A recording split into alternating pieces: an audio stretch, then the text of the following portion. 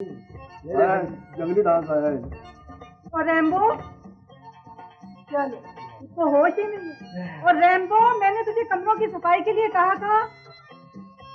یا اللہ کون یہ مصیبت دے گیا اسے. ہماری تو جان عذاب ہے. اس کے کام سے نکال.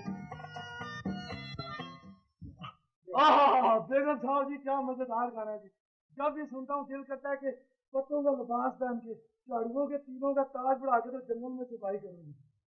بکواس ختم ہو گئی. میں نے تمہیں کہا تھا کمرے صاف کرنے تم نے کیے. ہاں جی میں نے سارے کمرے صاف کر دیے جی. پر نہ وہ 11 نمبر کے بعد پیرا لگا ہوا ہے جی.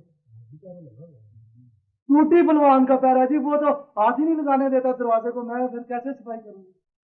یہ کس کی بکنگ ہے 11 نمبر. یہ جی مسٹر اور مسز کمال ملک ہیں گجرا والا سے. اور مجھے دال میں کچھ کالا کالا لگتا ہے. اور جی بیگم صاحبہ آپ کو تو پتہ ہی آج کل دال میں کتنا کالا آ رہا ہے جی. اور پرسوں جو آپ نے دال صاف کرنے کے لیے دی تھی بڑی مشکل سے کالا کالا اس میں سے نکالا ہے. ریمبو بات سنو. تم 6 نمبر کمرے میں جاؤ اور جا کے باتھ روم صاف کرو. اچھا جتنے کاکروچ نہیں ہے سب مارنی. یہ میں بھی ہے اتنا بیگم صاحبہ جی ان کاکروچوں کی ایک ڈش میں انٹروڈیوس کرائیں جی. Chinese dish. ہاں یہ اچھا ہے جی.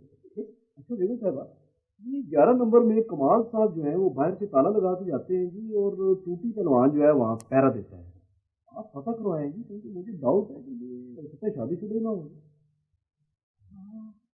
واقعی کیس نہ ہوتی. کیونکہ اندر سے گانے اور رونے کی آوازیں تو آتی ہیں جی ملی جلی قسم کی آوازیں جی میں نے بھی سنی ہے. بس یہ تو واقعی کیس ہے. اور ادھر دیکھو شمیم کو جا کے بیٹھ گئے کراچی. مجھے کہا 7 دن میں آ جاؤں گا. 10 دن ہو گئے پتہ ہی کوئی نہیں. اور میں کیا کروں. آپ شمیم صاحب پہ نظر رکھا کریں جی. ماحول اچھا نہیں ہے. ماحول پہلے یہ ماحول تو ٹھیک کرنے. چل دیکھیں کیا ہے. وہ بات ہے چل